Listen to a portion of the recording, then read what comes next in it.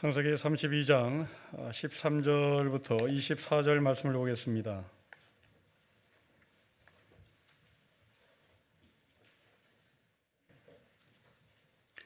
(32장) 13절부터 24절의 말씀을 기도하겠습니다. 야곱이 거기서 밤을 지내고 그 소유 중에서 형 에서를 위하여 예물을 택하니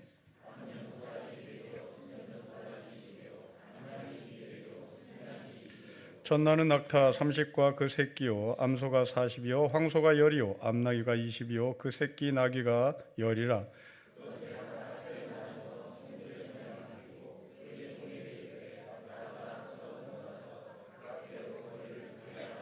그가 또 앞선 자에게 명령이르되 내 형 에서가 너를 만나 묻기를 너가 누구의 사람이며 어디로 가느냐 너의 앞의 것은 누구의 것이냐 하거든.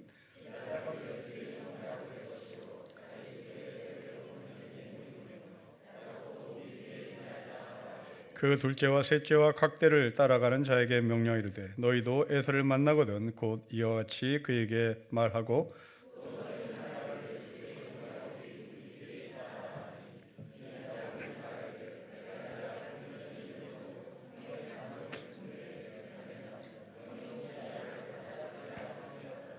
그 예물은 그에게 앞서 보내고 그는 무리 가운데서 밤을 지내다가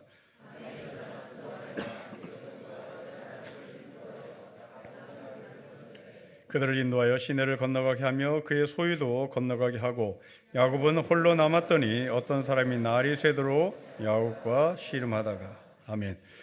오늘 본문은 야곱이 야복강가를 건너기 직전에 있었던 일입니다. 오늘 본문은 세 가지 이야기를 담고 있습니다. 첫째, 야곱은 에서를 위하여 예물을 준비하는데 그 예물은 동물이었습니다. 둘째로 이 동물을 앞세우고 이어서 가족들을 야복강에서 건너편으로 건너가게 합니다. 세 번째로 혼자 남은 야곱은 야복강에서 깊이 생각을 하며 밤을 새웁니다. 이 세 가지 이야기에 담겨진 우리에게 주신 메시지가 무엇인지를 좀 보겠습니다. 첫째, 예물을 준비한 동물에 대한 이야기입니다. 여러분 14절과 15절 말씀입니다. 우리 다시 한번 읽겠습니다. 시작. 암염소가 200이요 순염소가 20이요 암양이 200이요 순양이 20이요 전나는 낙타 30과 그 새끼요 암소가 40이요 황소가 10이요 암나귀가 20이요 그 새끼 나귀가 10입니다. 본문은 동물을 자세히 기록합니다. 관찰해 보니 5종류의 동물입니다. 그리고 숫자를 세보니 모두 550마리입니다. 왜 저자는 이렇게 5종류의 동물 그리고 550마리 이것을 길게 자세히 기록하는 이유가 무엇일까? 왜 그럴까요? 이유가 있습니다. 사백 때문에 그렇습니다. 에서가 끌고 오는 사람들은 400명입니다. 이스라엘 사람들은 살을 동서남북으로 봅니다. 그 동서남북의 10의 제곱입니다. 10은 완전수입니다. 야곱을 완전히 포위했다는 얘기입니다. 더 이상 도망갈 수 없는, 한치의 여유가 없는, 완전 포위당했다는 의미의 400명을 등장시킵니다. 여기에 이 야곱은 5로 대응합니다. 그리고 550으로 대응합니다. 5는 사방팔방에 4라고 하는 숫자에 점을 하나 찍은 겁니다. 오각형입니다. 오각형의 맨 꼭지점은 하늘을 지향합니다. 이스라엘 백성들에게 오는 하늘이었습니다. 이스라엘 백성들에게 오는 생명이었습니다. 이스라엘 백성들에게 오는 호흡이었습니다. 이렇게 분석하고 보니 오늘 본문이 우리에게 주는 메시지가 보입니다. 야곱은 5라는 하늘로 4라는 에서의 진군에 대항을 합니다. 오라는 하늘을 통하여 사라는 땅을 이기겠다고 결심하고 고백합니다. 그런데 이 오는 놀랍게도 사람이 아니라 동물입니다. 반면에 에서의 400은 사람입니다. 동물과 사람이 대결입니다. 그런데 이 동물은 옵니다.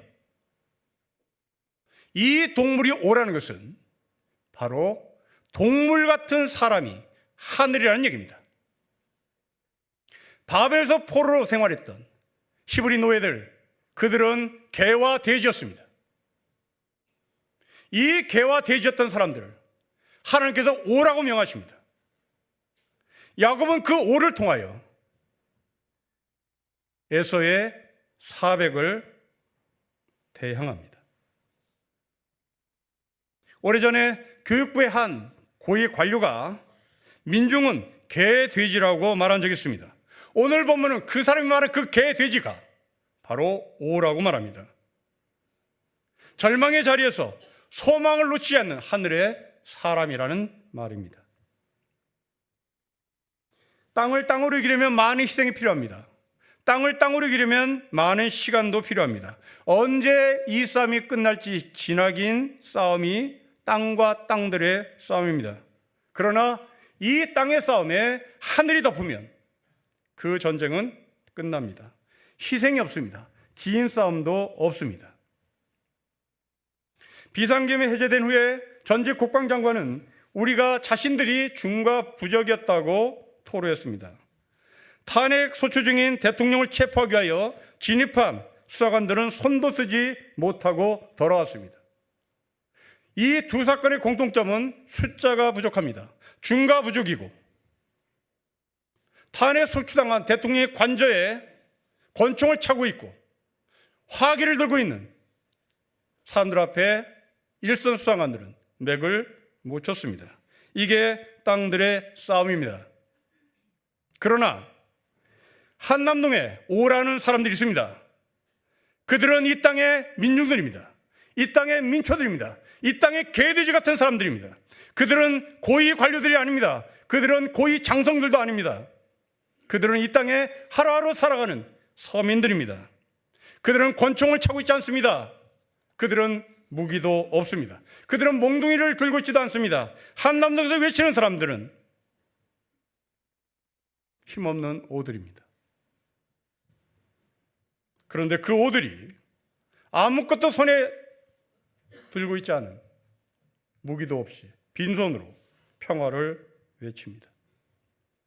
하나님은 이 오들을 사용하신다는 하늘의 메시지를 줍니다. 이사야 37장을 보면 아수르 왕이 사네립이 남유다를 공격합니다. 아수르 왕 사네립이 끌고 온 군사는 총 20만 명입니다. 하늘과 땅입니다. 완전히 막강한 군대가 남유다를 침공했다는 얘기입니다. 예루살렘을 포위하고 항복할 것을 권면합니다. 세상에 어떤 신도 너희를 지켜줄 수 있는 신이 없다고 사네립은 남유다 왕 히스기야에게 엄포를 줍니다. 이 편지를 받은 히스기야는 편지를 들고 성전으로 올라갑니다. 그리고 주님 앞에 이 편지를 놓고 기도합니다. 20만 명의 군사 앞에 아무 힘이 없는 히스기야, 오가, 사네립의 입장에서 보면 개돼지 같은 히스기야가, 그런데 하나님은 그 히스기야를 들으시고 20만 명의 사네립 군대는 남유다에서 철수합니다. 한 신학교 교수가 모로코를 여행하는 동안 숙소에서 텔레비전 광고를 보다가 눈물을 흘리면서 쓴 글이 있습니다. 어떤 금융회사의 광고인데 첫 장면은 이스라엘의 어린 소년이 축구공으로 혼자 축구를 하다가 그만 담 밖으로 팔레스타인 쪽으로 자기가 좋아하는 축구공이 넘어갔습니다. 실망한 소년은 시멘트 담에 뚫린 구멍을 통하여 자기가 사랑하는 축구공이 어디로 흘러가는지 이제 구할 수가 없고 다시 이것을 찾을 수가 없어 안타까운 채 구멍을 통하여 축구공을 쳐다봅니다. 그러자 그 건너편에 있던 팔레스타인 소년이 이스라엘 소년을 보고 씩 웃으면서 그 공을 다시 힘껏 차서 이스라엘 편으로 돌려줍니다. 이어서 다음 장면으로 넘어갑니다. 온몸이 뒤틀린 장애인 교수가 대학에서 물리학 강의를 최선을 다해서 끝을 냅니다. 그러자 거기에 수강했던 남녀 대학생들이 기립박수를 하며 박수를 칩니다. 세 번째 장면으로 넘어갑니다. 고층 건물에 신축 공사를 하고 있었던 한 여성이 용접 일을 열심히 하고 있었습니다. 이때 같은 복장을 한 남성이 자신이 들고 온 보온병에 들어있는 따뜻한 차를 따라서 이 여성에게 줍니다. 여성은 잠시 일을 멈춥니다. 헬멧을 벗습니다. 긴 머리를 흔들어 늘어뜨립니다. 그리고 차를 받아 마시면서 미소를 짓습니다. 이 광고는 세 가지 메시지를 담고 있습니다.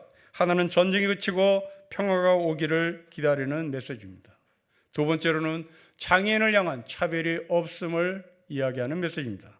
셋째는 남성과 여성의 차별이 없애자는 메시지를 담고 있습니다. 모두 오와 같은 사람들입니다. 야곱은 400명 앞에 오로 550으로 그것도 동물로 대응을 합니다. 야곱은 평화의 사람입니다. 정말 이 야곱이 평화의 사람인지 오늘 본문을 통해서 다시 보십시다. 여러분 21절입니다. 우리 같이 한번 읽겠습니다. 시작. 그 예물은 그의 앞서 보내고 그는 무리 가운데서 밤을 지내다가 밤에 일어나 두 아내와 두 여종과 11아들을 인도하여 야복나루를 건너게 합니다. 순서를 보십시오. 야곱은 동물을 먼저 보냅니다. 그리고 가족을 나중에 보냅니다. 사람을 소중히 여기는 야곱입니다. 야곱이 이렇게 하는 이유는 모든 것을 잃는다 할지라도 사람을 잃고 싶지 않았기 때문입니다. 우리가 이런 처지에 처한다면 여러분들은 어떻게 대여를 정할지를 묻습니다. 동물을 앞세우시겠습니까? 아니면 사람을 앞세우시겠습니까? 탄핵 소추당한 대통령은 사람을 사랑하는 사람입니까? 아니면 힘을 사랑하는 사람입니까? 자기 앞에 힘을 내세웠습니까? 자기 앞에 사람을 내세우고 있습니까? 왜 그 사람은 사람을 내세웁니까? 그 사람들이 왜 자기는 숨습니까? 그렇습니다. 그 사람은 고난을 당해보지 않았기 때문입니다. 그 사람은 매 맞아 본 적이 없습니다. 그 사람은 고난과 고통 속에 처해 본 적이 없습니다. 그래서 힘없는 자들의 아픔을 이해하지 못합니다. 히브리서에 보면 모든 점에서 예수님은 형제 자매들과 같아 지시야만 했던 이유를 소개합니다. 예수님은 몸소 시험을 받아서 고난을 당하셨으므로 시험 받는 사람들의 마음을 알아 그들을 도우실 수 있다고 말씀합니다.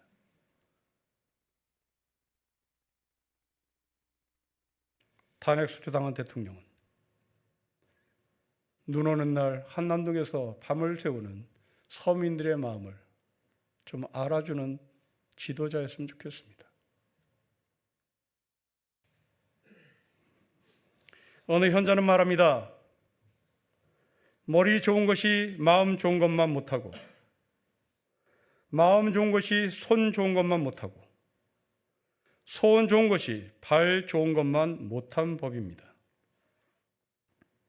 관찰보다는 애정이, 애정보다는 실천적 연대가, 실천적 연대보다는 동일한 입장에서 생각하는 것이 중요합니다. 예수님은 우리와 동일한 입장에서 우리를 도우시는 분이십니다. 언젠가 한 대통령 후보가 상대방 후보에게 이념 공격을 당한 적이 있습니다. 상대방 후보는 이 후보자에게 이런 공격했습니다. 당신 장인이 남로당이었으니 당신은 나라를 책임질 수 있는 사람이 아니다. 당신도 혹시 그럴 가능성이 있기 때문이라는 이야기를 했습니다. 그러니 당장 후보직에서 사퇴하는 것이 맞다고 공격해 댔습니다. 그러자 그 대통령 후보가 말합니다. 맞다. 나의 장인이 남로당인 거 맞다. 그렇다고 내 아내를 버려야 한다는 말인가? 대통령이 되기 위하여 내 아내를 버린다는 것이 옳다는 말인가? 대통령에 걸렸으면, 대통령병에 걸렸으면 친정아버지 남로당이라는 이유로 자기의 아내를 버리고 대통령이 되겠죠. 그게 이념에 사로잡힌 대통령병에 걸린 사람들이겠죠. 그러나 이 사람은 이념보다 아내를 사랑하는 인격자였습니다. 대통령병에 걸리니 기독교에 가서는 내 아내가 기독교인이라고 말하고, 대통령병에 걸려 있으니 무당집에 가서는 무당에게 무릎을 꿇고, 이것은 병입니다. 이것은 리더십이 아닌 겁니다. 야곱은 동물을 앞세웁니다. 자기의 자식들을 보호합니다. 백성을 보호하는, 헌법에 명시되어 있는 백성을 보호하고 시민을 보호하는, 국민을 보호하는 대통령이기를 바랍니다. 우리의 삶이 공고할 때마다 우리는 곤경에서 벗어나려고 최선을 다합니다. 그럼에도 불구하고 해결의 실마리가 보이지 않을 때, 희망의 한 빛, 한 점이 보이지 않을 때, 놀랍게도 주님은 사람인 우리에게 손을 내미십니다. 우리가 사람이기 때문에 그렇습니다. 더 나아가 우리가 오라는 사람이기 때문에 그렇습니다. 다시 한번 히브리 말씀을 기억하십시다. 예수님은 몸소 시험을 당해서 고난을 당하셨으므로 시험받는 사람들을 도우실 수 있습니다. 이 말씀을 신뢰하는 사람은 행복한 사람입니다. 야곱은 그렇게 하나님을 신뢰합니다. 어떻게 야곱이 하나님을 신뢰하는지를 보겠습니다. 여러분 21절부터 24절의 말씀을 제가 다시 읽겠습니다. 그 예물은 그에게 앞서 보내고 그는 무리 가운데서 밤을 지내다가 밤에 일어나 두 아내와 두 여종과 11 아들을 인도하여 야복나루를 건널세 그들을 인도하여 시내를 건너가게 하며 그의 소유도 건너가게 하고 24절 같이 읽겠습니다. 시작. 야곱은 홀로 남았더니 어떤 사람이 날이 새도록 야곱과 씨름했습니다. 야곱은 혼자 남았습니다. 그리고 밤을 새웁니다. 20년 전 베델 들판에서의 자신이 생각납니다. 그때도 야곱은 혼자였습니다. 그런데 20년 전 베델의 들판에 야곱과 오늘 야복강의 야곱은 차이가 있습니다.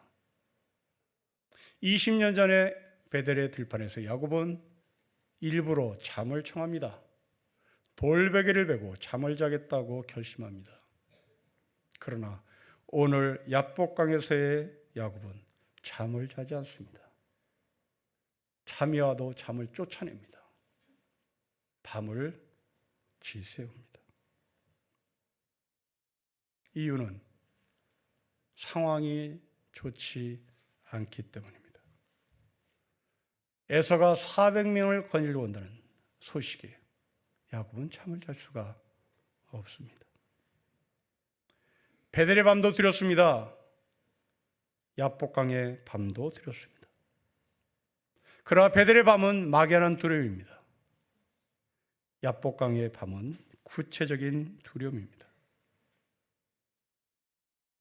밀림 속에서 동물의 소리가 들릴 때 이것이 무엇일까? 맹수일까?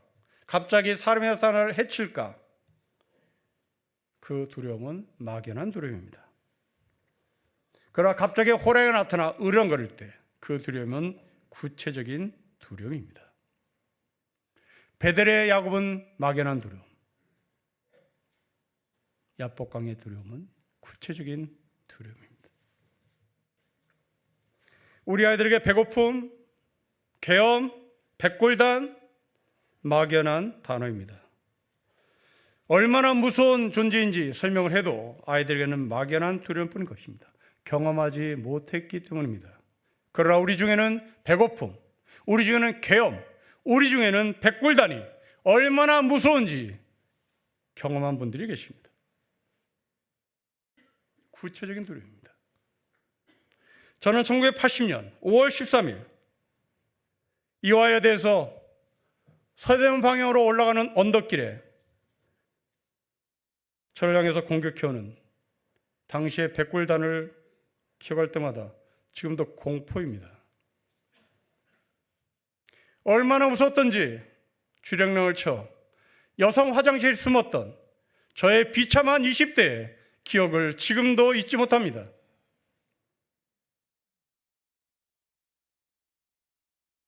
세상을 집어삼켰 같은 청년이 비굴하게 여성 화장실에 숨었던 저의 비굴함은 백골단이 무서웠기 때문입니다. 이게 구체적인 두려움입니다. 이런 두려움을 우리는 어떻게 이겨나갈 수 있을까요? 이런 질문에 야곱은 답을 합니다. 24절을 보십시오. 야곱은 홀로 남았더니 어떤 사람이 날이 새도록 야곱과 씨름합니다. 야복강가의 야곱은 물멍하지 않았습니다.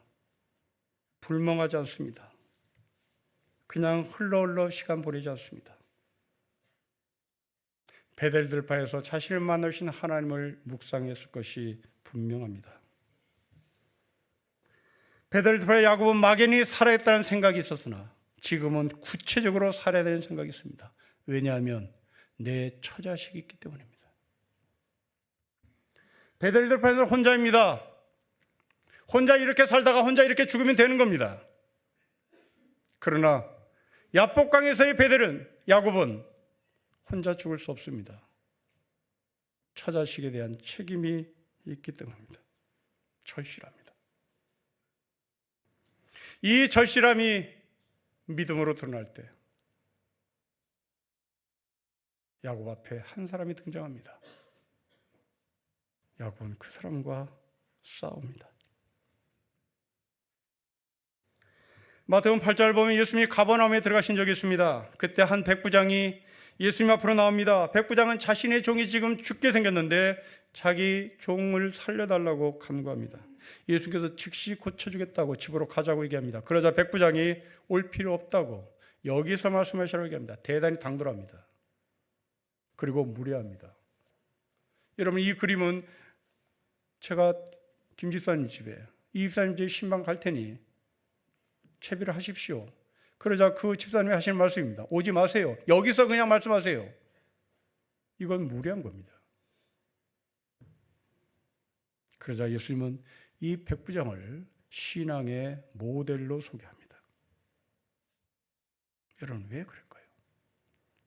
이렇게 무례한 행동을 한 백부장을 보고 왜 예수님은 이 사람을 신앙의 모델로 소개할까요? 그렇습니다.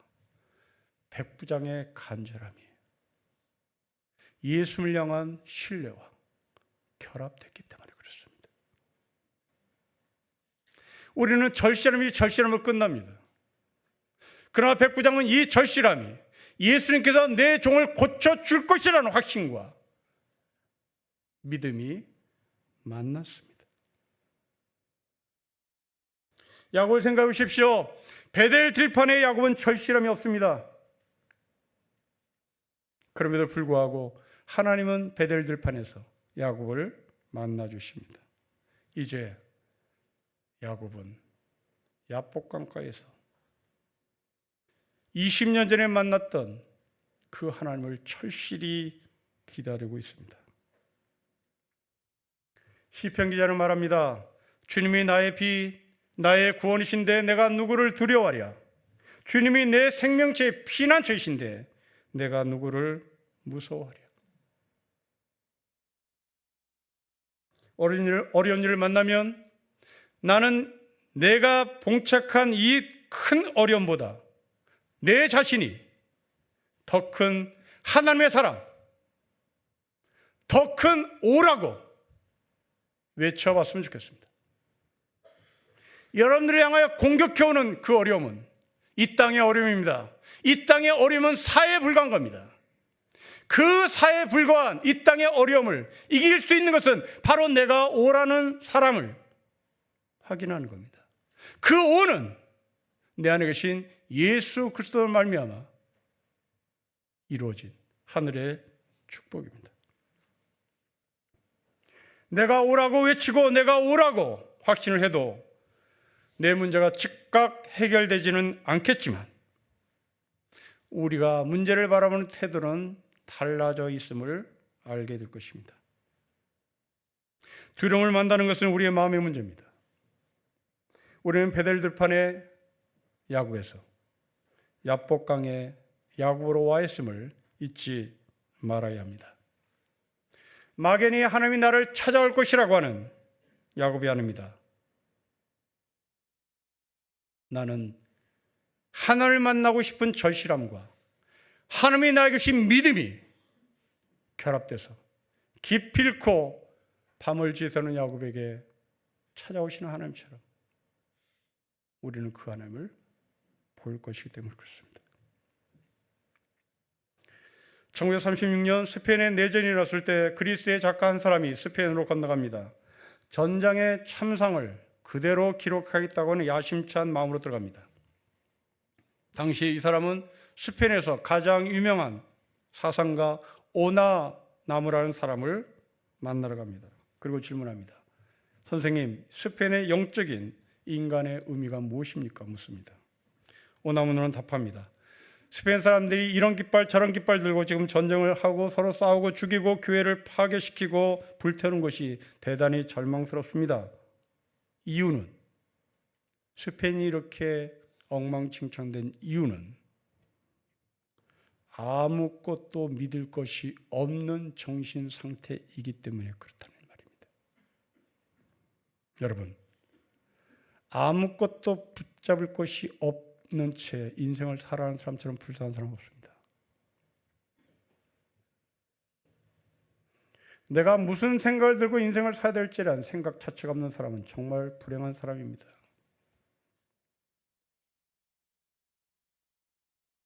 여러분들의 몸은 영양소가 지탱해 줍니다. 그러나 여러분의 정신은 영양소가 지탱해 주지 않습니다. 신학자 폴 틸러라는 사람이 있습니다. 인간 존재의 모든 한계에도 삶의 부름에 네라고 답하는 것을 가리켜 존재의 용기라고 얘기합니다. 말이 어렵습니다. 당신이 존재한다는 것을 용기 있게 보여주는 삶은 한계상에 부딪혔을 때 네라고 답을 할 수 있어야 된다는 말입니다. 지금 우리는 봄을 기다리고 있습니다. 봄이 오면 나무에 물이 오를 것입니다. 꽃망울이 터지겠죠. 이런 것처럼 우리의 삶의 깊은 곳에 하나님과 내가 연결되어 있다면 우리는 기어코 인생의 꽃을 피웁니다. 존재의 용기를 말할 수 있습니다. 나는 봄이 되면 꽃을 피울 수 있니라는 질문에 네라고 답할 수 있는 겁니다. 쌍둥이 남매를 낳은 산모가 있었습니다. 조금만 움직여도 견딜 수 없는 통증이 이 여성을 괴롭혔습니다. 그런데 드레싱을 끝낸 간호사가 병실을 나서며 산모에게 말합니다. 내일 아침에 아기에게 젖을 먹여야 되니까 수의실로 내려오세요. 거의 명령조로 말합니다. 산모는 당황스러운 상태로 기어가는 목소리로 간호사에게 내가 과연 내려갈 수 있을까요? 내가 너무나 아파요. 내가 내려갈 수 있을지 모르겠어요. 답을 합니다. 그러자 간호사는 단호하게 말합니다. 당신은 할 수 있어요. 당신은 엄마니까. 이게 존재의 용기입니다. 당신은 할 수 있어요. 당신은 오니까. 당신은 할 수 있어요. 당신은 오라고 인침받은 하늘의 사람이니까. 이게 존재의 용기입니다. 베델대판의 야곱에서 야복강에 야곱으로 온 여러분을 주님으로 축복합니다. 베델에서 야곱을 만나신 하나님이라면 야복강에서도 만나신 하나님을 우리는 신뢰해야 합니다. 바울의 말을 기억하십시다. 하나님이 우리의 편이면 누가 우리를 대적하겠습니까? 하나님의 사랑에서 누가 우리를 끊을 수 있겠습니까? 우리는 혼자가 아닙니다. 우리 마음에 불안이 가득 차도 걱정할 것이 없습니다.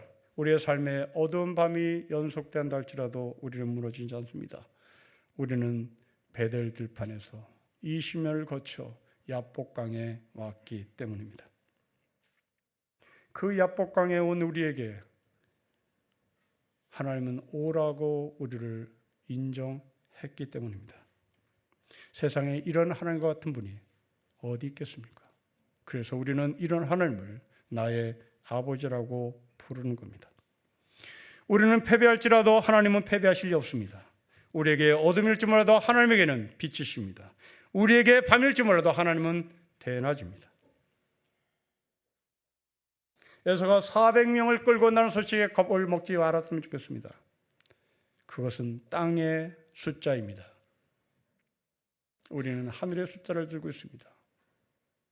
바로 십자가입니다. 십자가는 사방팔방으로 끝난 줄 여러분들은 기억할 것입니다. 그렇지 않습니다. 십자가는 하늘을 지향합니다. 그것이 곧 부활입니다. 이 땅의 십자가는 죽음입니다. 이 땅의 십자가는 죽음으로 끝나는 겁니다. 이 땅의 십자가는 개죽음으로 끝나는 겁니다. 그러나 예수님의 십자가는 사방팔방에 방향을 들고 있는 것을 뛰어넘어 하늘을 지향합니다. 부활을 지향합니다. 사방에 우겨쌈을 당해도 하늘이 열려 있습니다. 초월의 세계가 있습니다. 우리 모두 야복강에서 아침을 맞이하는 야곱의 삶이 주 예수 그리스도 안에서 약속되어 있음을 주님의 이름으로 고백하는 신림교회 성도가 되시기를 주 여러분 축복합니다. 기도하겠습니다. 아버지, 늘 사와 사의 싸움에서 우리는 지칩니다. 우리가 여기에서 벗어날 수 있는 길은 사와 오의 싸움에서 내가 벗어날 수 있음을 믿습니다. 이 땅의 십자가가 아니라 하늘의 십자가로, 이 땅의 개죽음의 삶이 아니라 부활을 약속하는 하늘의 십자가로 하나님께서 우리에게 신비 속에 십자가를 그려주셨으니 영혼을 살게 해주십시오. 주 예수 그리스도의 이름으로 기도합니다. 아멘.